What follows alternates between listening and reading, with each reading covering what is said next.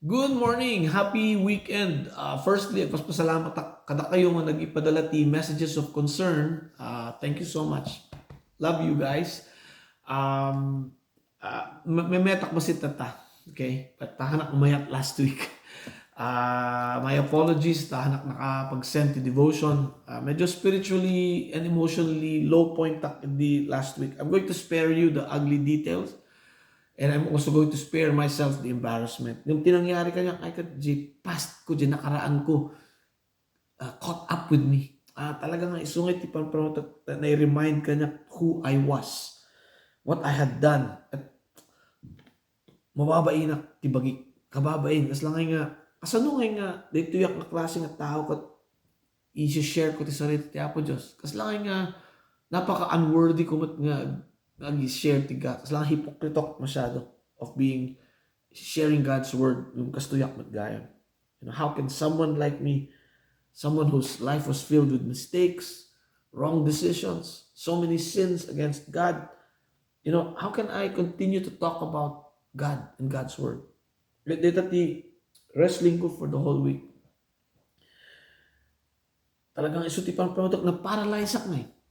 Hanak nga makagaraw figuratively. Hanak nga I was emotionally and spiritually paralyzed. Hanak makagaraw. Hanak makafocus. Padasa ang basa. Hanak makabasa. Hindi kat nabasakat. Kasi lang nagklaro unay iti niya po Diyos. Maawatak na nalalaing. Hanak ko mga, agrigat ko nga awatan ti sarili ti Diyos for this week. Hanak makafocus kina po Diyos. And, I'm sure ado kanyayo ti dadakal ti problema na nga siya. I'm sure. Ada kayo ti natayan, napukawan ti loved ones, and dagsin nga problema dito. Some of you struggle with families, some of you are overwhelmed with life, sick. Di problema nothing compared to you guys, but I still struggle. Want to focus ko kinapo Diyos. Nagrigat, yet, anak pa nga 100%, but I'm better. I'm better because of God's word. Iti sana ti Diyos itinangitid kanyak ti healing. Kat siguro tiket ko nga ipadamag kanya ito tangal daw is God's word provides healing, provides hope for us when we are struggling. Importante iti sana ti Diyos, iti biyag ti misa nga believer, iti biyag ti misa nga Kristiyano. And before we do that, siguro ang pray tayo pa. Heavenly Father, pasalamat kami dito nga tiyempo. Thank you Lord for your word that brings healing and hope, encouragement, enlightenment, and empowerment. Thank you, Lord, in Jesus' name. Amen. Abo yun, duwang scripture iti intindihan po Diyos kanya pangag-agas iti struggle ko. The first one, inadal tayo lang recently from 1 Timothy chapter 1 verse 12, 13, 14, 15. Dito ko na ni Paul, I thank Christ Jesus our Lord who has given me strength that He considered me faithful, appointing me to His service. Like Paul, no? Siya pamatik mat kat ni Apo Diyos itinangikabil kanyak dito. So tinangitid kanyak dito nga trabaho. Amok dito ita the words, the wisdom, the understanding haga po kanyak eh. Haga po kanyak. Ngapos pasaksa ito na Apo Diyos kat itid na ngay na Apo Diyos kanyak. Iso nga dati ma-share ko. Taamok haga po kinapo Diyos. Iso nga amok ngayon kabil na Apo Diyos ito. And like Paul, okay? I believe nga uray dati ak nga blasphemer. Okay? Dati ak nga persecutor. Dati ak nga violent man. Intid ni Apo Diyos kanyak iti mercy and grace na. Okay? Kuna ni Paul, the grace of our Lord was poured out on me, verse 13, abundantly along with faith and love that are in Christ Jesus. Makarelate ak eh. Makarelate ak ni Paul. Especially yung baga ni Paul, Christ Jesus came, verse 15, into this world to save sinners of whom I am the worst. Of whom I am the worst, dito nga words. Kita dagi aglulup yung utak ko. Kung kuna na. Yung problema, ibababa na ko. Of whom I'm the worst. Okay? Dito ti problema. But eventually, ipakita na Apo Diyos kanya, no kaya ni Apo Diyos nga i-save ni Paul, na who was also a blasphemer, a persecutor, and a violent man. And God can use Paul as well. Siguro, kaya nakmat nga i-save ni Apo Diyos. Isalbar ni Apo Diyos. Kaya nakausaran ni Apo Diyos. Dito di ko na yung verse 16. But for that very reason, I was shown mercy. Ni Paul din yan. I was shown mercies so that in me, the worst of sinners, Christ Jesus might display his unlimited patience as an example for those who would believe on him and receive eternal life. Nag-struggle kang, nakita ka ngayon, kaya ni Apo Diyos nga salbar ni Paul, kanusaran ni Paul. Kanusaran ni Apo Diyos ni Paul as an example for me to see, baka mat kaya ni Apo Diyos nga isalbar nak, kanusaran nak. And for you, no, kaya nak mat nga save ni Apo Diyos. No? Raymond, I know you're a sinner, but Raymond, I sent my son for you. To die for you, the worst of sinners. And I can use you and save you. No, kaya na Apo Diyos nga baga kanyak data, kaya mo ni Apo Diyos nga ramidan kanyayo data. Diba? At alam mo struggle you? Do you guys struggle with your faith? Do you guys struggle with your salvation? Do you guys struggle with your hope? Amo yun, no one is beyond God's saving grace. No one. Awan ti nga kaya nga gawatan ni Apo Diyos with His love, His mercy, and grace. No one is exempt. Okay? No one is unworthy enough na kaya ni Apo Diyos. No, sumuko tayo lang.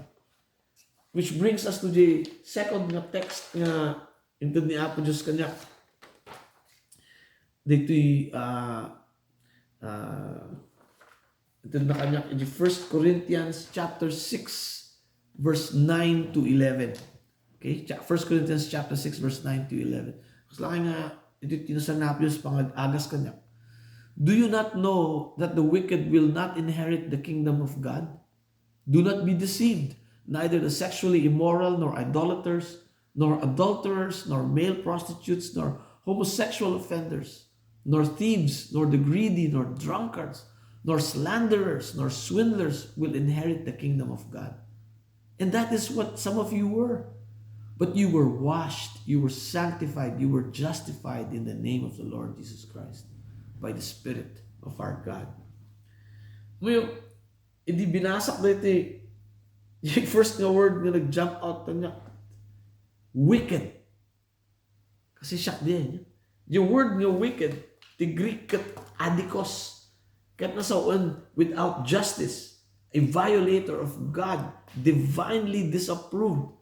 In God's court of law, adikos tayo amin, wicked tayo amin. We are being described as guilty of violating God and His law, which leads to divine retribution or divine punishment. Okay? Wicked tayo amin eh.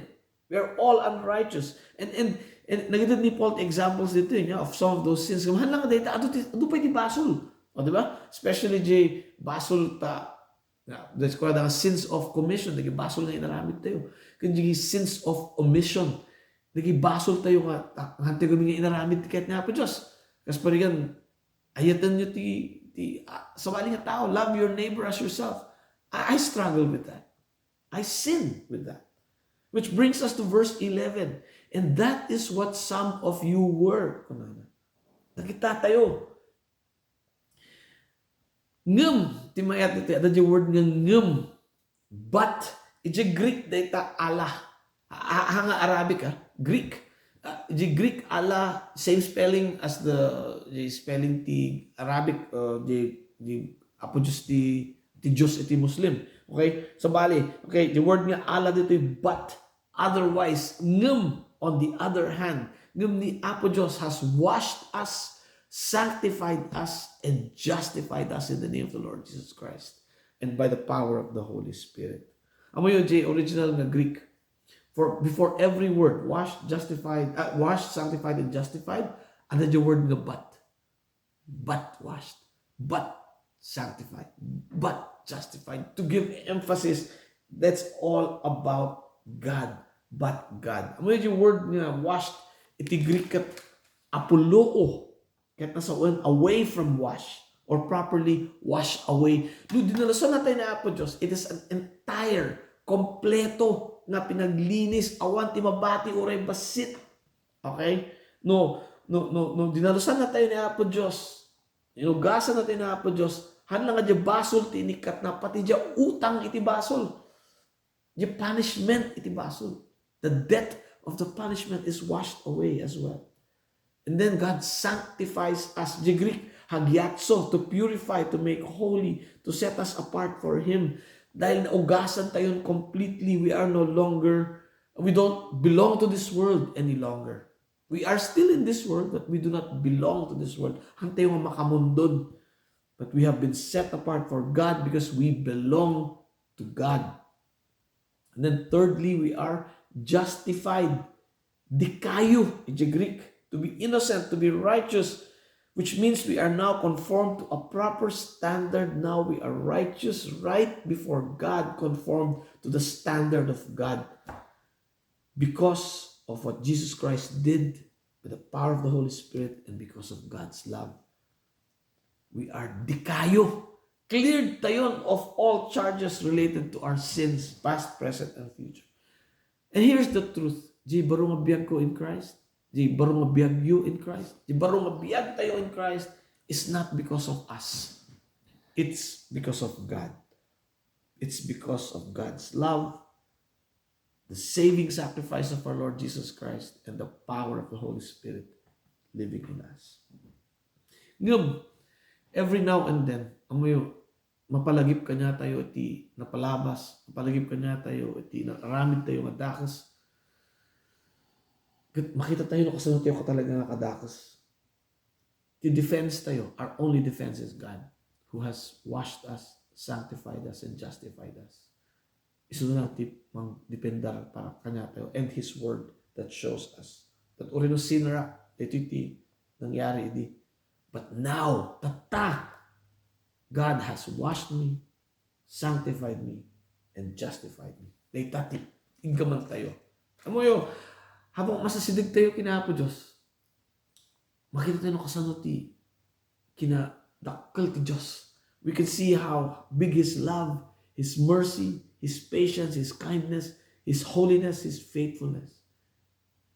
And the more we see how small we really are, how unholy, unmerciful, impatient, unkind, unfaithful we are. But God, ita lang iti pangigaman tayo. It's all about God. And thank God, it has nothing to do with us, di ba? It's all about God. Hallelujah, praise the Lord. So, join me in our doxology nga naadal tayo kini Paul, words of praise to God. Now to the King eternal, immortal, invisible, the only God, to be honor and glory forever and ever. And all God's children pray. Amen. Have a great week and God bless you.